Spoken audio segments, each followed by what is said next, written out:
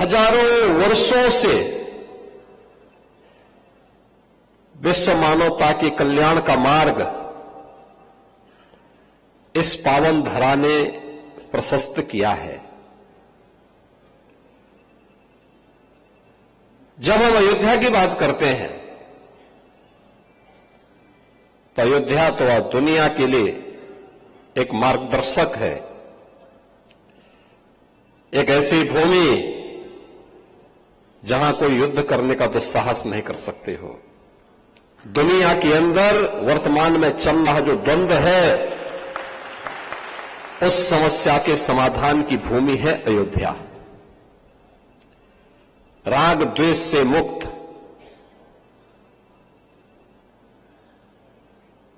किसी भी प्रकार की अनावश्यक चेष्टा से मुक्त, न केवल व्यक्ति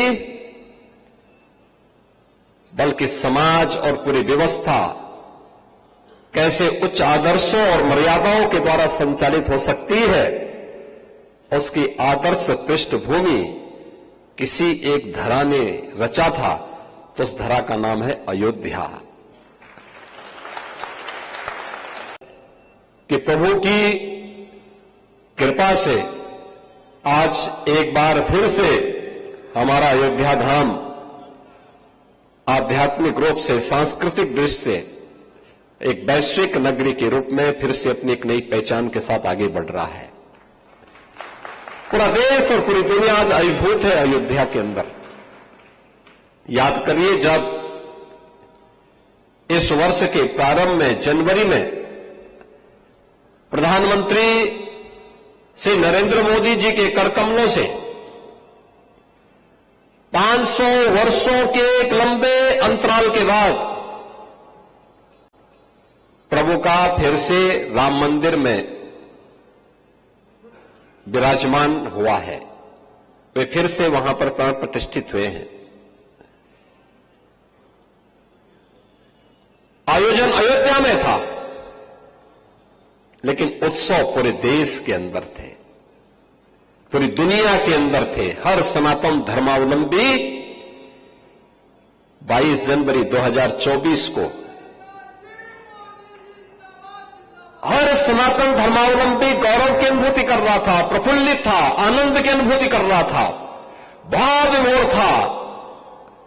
इस बात के लिए भाव विभोर था कि हमारे पूर्वज जिस कार्य को अपने भौतिक चक्षु से नहीं अनुभव कर पाए, देख पाए, वह हम लोग आज देख रहे हैं, प्रत्यक्ष भी और परोक्ष रूप से भी। दृश्य श्रव्य माध्यमों से उन्होंने उस दृश्य को अपनी आंखों के सामने देखा, सुना और उससे आनंद विभोर होकर के उस कार्यक्रम के साथ जुड़े थे। नहीं, जिसके मन में भगवान राम के प्रति, मां जानकी के प्रति श्रद्धा का भाव नहीं है,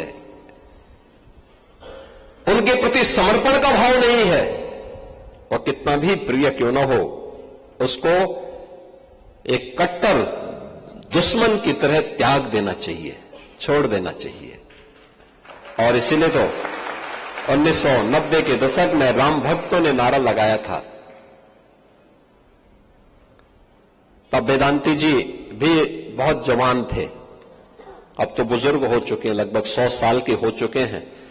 तो अब तो उनके मुंह से बोला नहीं जाता है, देखा नहीं जाता है, लेकिन पहले उस समय जब जवान थे नारा ये लगाते थे कि जो राम का नहीं हमारे किसी काम का नहीं।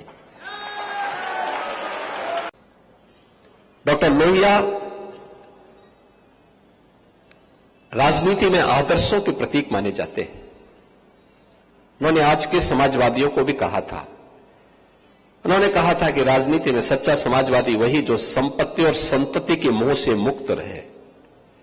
आज के समाजवादी तो परिवारवादी हो गए हैं, अपराधी और गुंडों का संरक्षण पाए बगैर इनकी स्थिति वैसे ही हो जाती है जैसे कोई बिन पानी के मछली तड़पती है, वही स्थिति इन लोगों की हो जाती है। उसके बगैर रह ही नहीं सकते।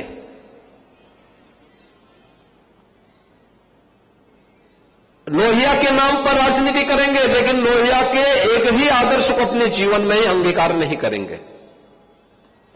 और मैं आप सबसे कहना चाहूंगा, हमने प्रभु को अपना आदर्श माना है।